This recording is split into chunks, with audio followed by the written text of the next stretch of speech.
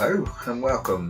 We'll continue on with lesson planning, and this time we're looking at the subject really, what's the agreed lesson structure appropriate for the pupil's experience and ability?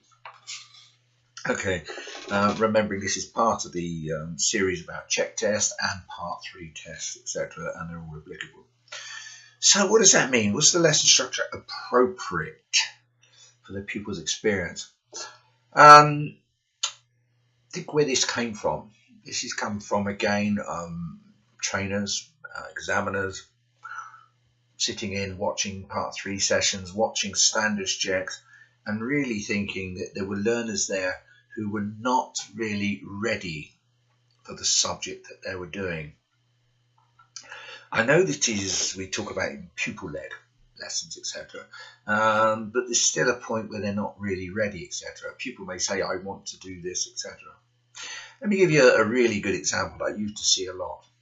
A pupil would be taken out to do the turn in the road manoeuvre. It was quite clear right on the early start of this turn in the road that the pupil really had not really worked out clutch control.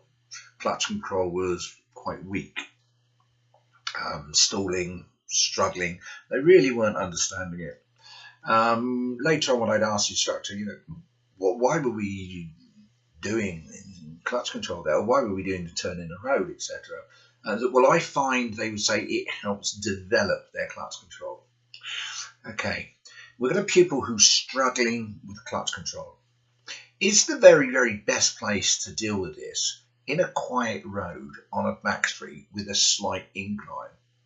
Or is it in the middle of a road when there's a bus coming and a taxi coming, when we're in the middle of a road straddling it, trying to do the turn in the road manoeuvre?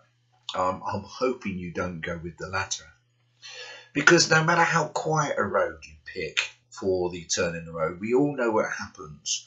We sit there with the birds tweeting while we explain to the learner what we want them to do.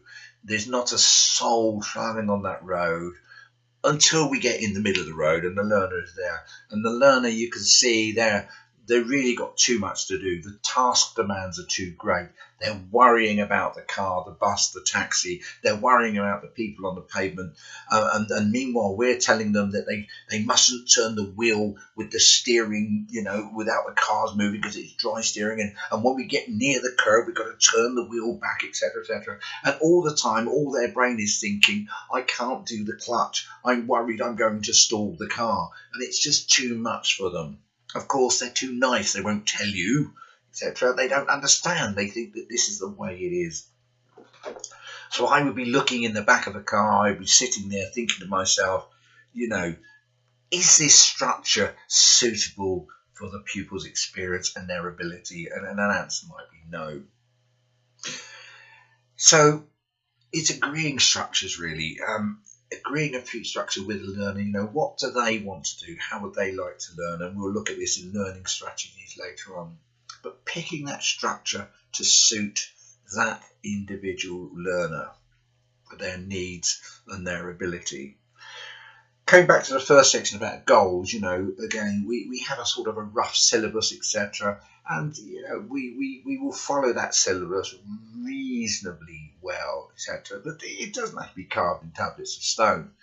A learner might want to do manoeuvres quite early on, etc. Well, that's fine. But as long as they've got the sub-skills, and we know the sub-skills will be reasonable observations when moving off, certainly reasonable good clutch control, I would say. They don't want to be worrying about clutch control in a manoeuvre, and they would need to have some sub-skills, so they would build on those skills, and that's what it's about, is building on the skills.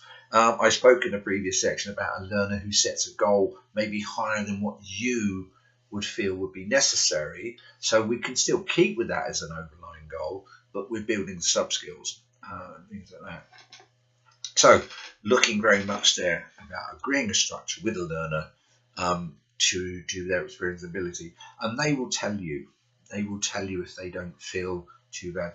Not necessarily by saying, I don't find this good, but look at their body language, look how they're struggling and what they're saying and things like this.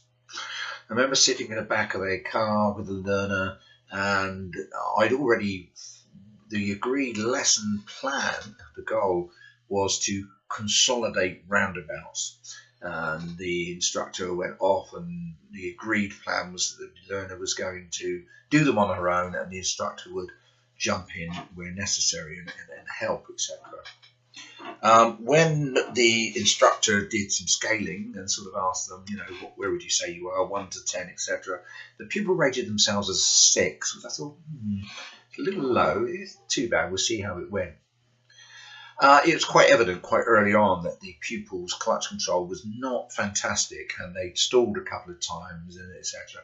But it was generally overlooked. Oh well, don't worry, you get the hang of it, etc. As we approached quite a busy roundabout, I can't remember the exact words of the pupil, but a very nice young lady was saying things like, "I am." How do I put this? Because I don't want to swear. But basically, she was, I really am not happy with this roundabout. I am scared. She used words to indicate that she was very scared of the roundabout. And well, we carried on. We carried on with the roundabout with no real help, no real nothing, etc., etc. And again, later on, I was talking. So what was the pupil really scared about? And I knew that the pupil was deep down was scared about the clutch, because again, if they stopped, they knew they were struggling because they kept stalling at the roundabouts.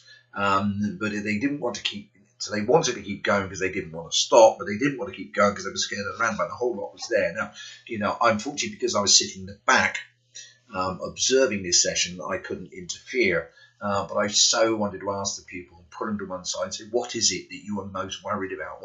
What is the element, etc., etc. And I'm pretty sure there would have been a conversation around the clutch, etc., etc. And again, get rid of that element, and the pupil would have been happier with the other elements, etc. And it was, I'm pretty sure that the pupil was very worried about stopping, etc. Okay, so just a short bite today on this one, appropriately. We need to make sure that it's appropriate for the learner, for their experience, etc., and for their ability, and this will differ. No hard and fast set rules, all learners are different, etc. But ultimately, don't forget that, as it says, you can change the plan, and we'll be covering this later when they go wrong. Okay, thank you very much. Happy teaching. Bye for now.